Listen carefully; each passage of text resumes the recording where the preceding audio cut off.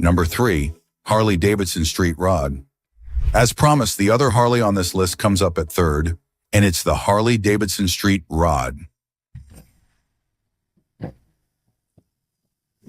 Harley-Davidson came up with the Street 750 model to bring in a younger customer base, but while doing so, they completely forgot about what people actually wanted from a Harley-Davidson: ultimate power and reliability. The first thing that anyone notices after riding this bike for merely 6 to 9 miles in the traffic is the insane amount of heat that it generates. The bike will pretty soon get incredibly hot, and the warmth will reach your legs, making you extremely uncomfortable.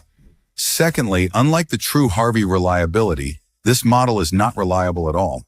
With no ABS and bad tire choice, the bike can cause injuries even when you're going at a pretty acceptable speed range. Moreover, the ergonomics of the bike is absolutely terrible. Similarly, low horsepower and lesser torque made it look like a bike that just wasn't a Harley. Number 2, Ducati Passo 750. There are some bikes that get pretty famous, but because of all the wrong reasons. Well, the Ducati Passo 750 is certainly one of them.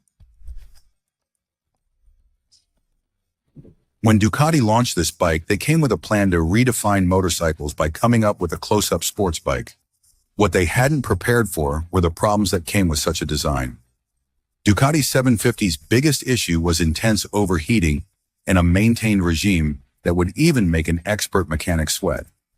The main problem with this bike was the 4-stroke 90-degree V-twin engine. Now, as far as the engine is concerned, Ducati was going in the right direction, but they suddenly lost the track when the engineers went with a single Weber carburetor.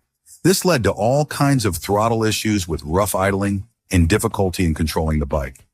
The bike that was supposed to be an ultimate speed monster couldn't be used for this purpose because of a poor cooling mechanism that would make you feel like you're sitting on a boiler.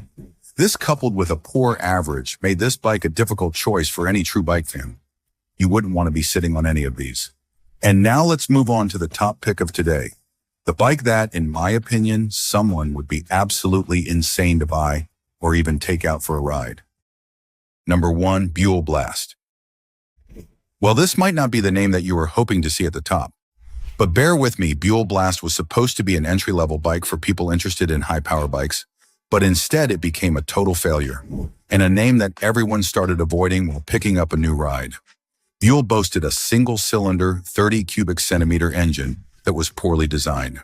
Now, according to the market that the bike was supposed to target, Buell should have been smooth, but instead it was rough, rattling, and full of vibrations that would even frustrate an experienced rider, let alone a beginner. At low speed, the bike would often become sluggish, and the power it provided was completely inconsistent. Moreover, the bike's gearbox was another problem with regular issues while changing gears. Ultimately, the bike became so notorious for its problems that even the die-hard Harley fans started disowning the product. So did your least favorite bike make it to the list? Let me know what you think about these picks in the comments, and make sure to like and subscribe so you never miss an update.